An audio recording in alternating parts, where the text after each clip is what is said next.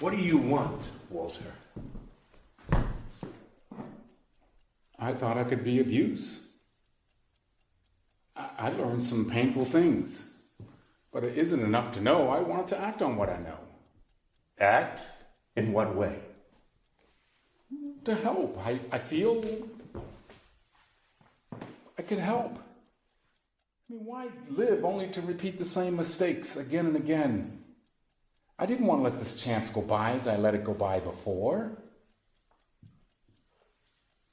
But frankly, if this is as far as you can go with me, then you're only defeating yourself. Like I did before? Is that what you mean? Yes, that's what I meant. Well, I thought so. See, there's one thing about the cops. You get to learn to listen to people. Because if you don't hear right sometimes, you end up with a knife in your back. In other words, I dreamed up the whole problem. Vic, my $500 is not what was keeping you from your degree. You could have let Pop and gone on. He was perfectly fit. And 12 million unemployed? What was that? My neurosis? I hypnotized myself every night to scrounge the outer leaves of lettuce from the Greek restaurant on the corner. The good parts, we cut out a rotten grapefruit. I don't deny it. We were eating garbage here, Buster. But what is the point? What are you trying to do? Turn this all into a dream? And perfectly fit. What about the inside of his head? The man was ashamed to go into the street.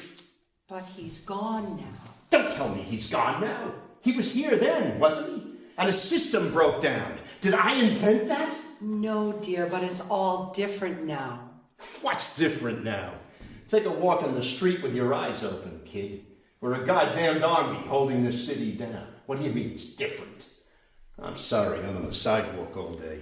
I don't have time to read propaganda. When it blows again, you'll be thankful for a roof over your head. How can you say that to me? I could have left him with your $5 a month?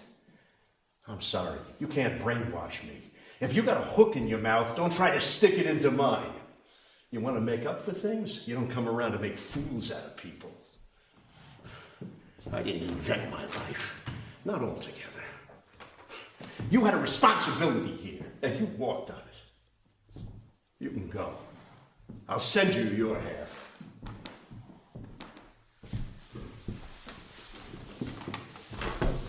If you can move beyond your anger, there's something I gotta tell you, Vic.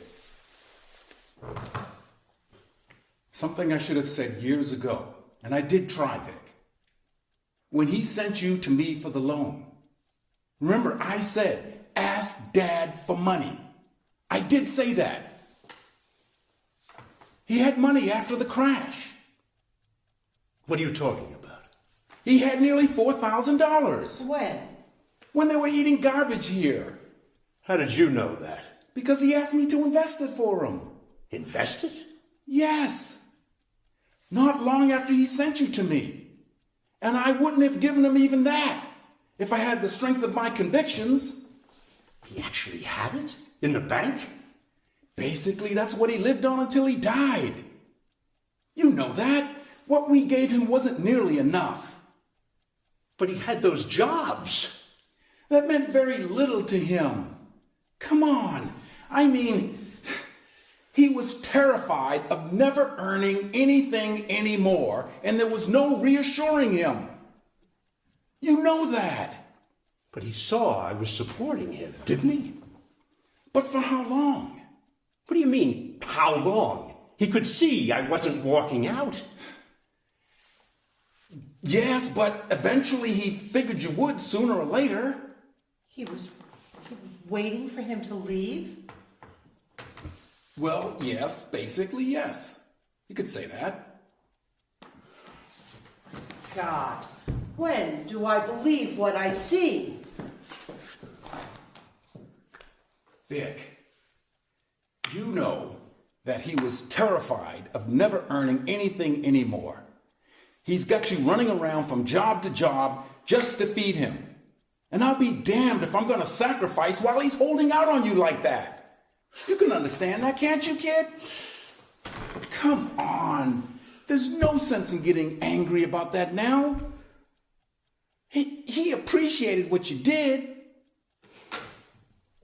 but he just figured you wouldn't last with him that long. And I might as well admit it, I didn't think you'd go that far with him as well. At such great cost to you. You can see that, can't you? He sees it. Come on, Vic. Let's work together. I know we could do this. Why didn't you tell me he had that kind of money? But I did. To ask Dad? Yes. But would I have come to you if I had the faintest idea he had $4,000 under his ass? It was meaningless to say that to me. Now, just a Cut second. it out, Walter. I'm sorry, but it's kind of insulting. I'm not 5 years old. What am I to make of this? You knew he had that kind of money and came here many times.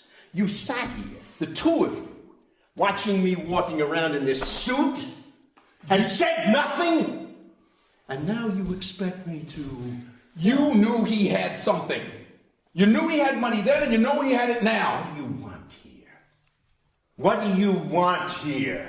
Well, all I know is that I wouldn't be sitting around eating garbage with that harp staring me in the face.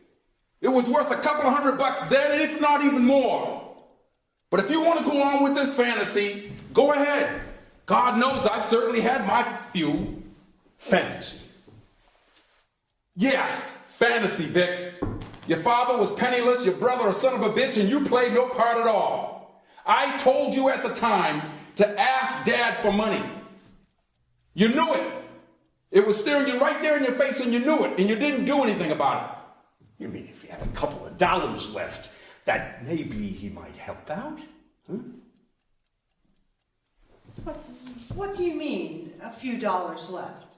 I didn't know he had $4,000. But you knew he had something? I didn't say that. What are you saying, Victor? Trying to understand what you're saying. You knew there was money left over? Not $4,000. But enough to get by? I couldn't nail him to the wall, could I? He said he had nothing. But you knew better. I don't know what I knew. It's a farce. It's all a farce. You stick us in this furnished room, send him part of your pay to put off.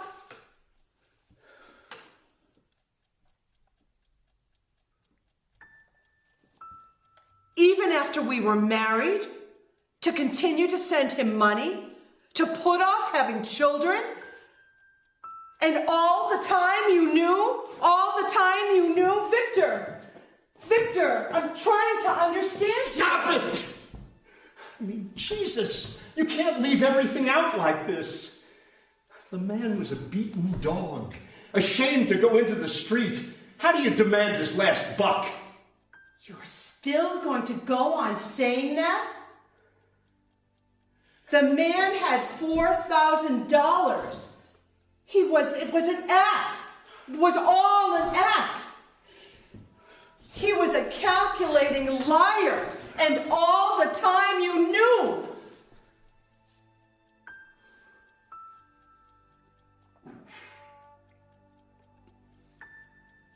No wonder you have nothing to say. No wonder you haven't believed a word you've said for years.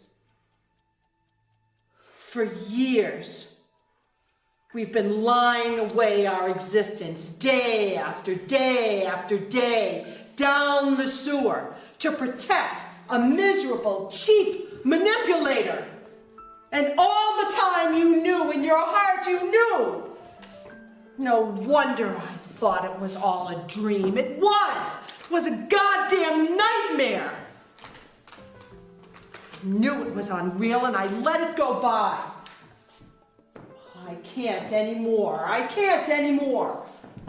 I've watched it and I can't watch it another day. I'm not ready to die. Esther. This isn't true either. It's true, we are dying. I'll tell you what happened.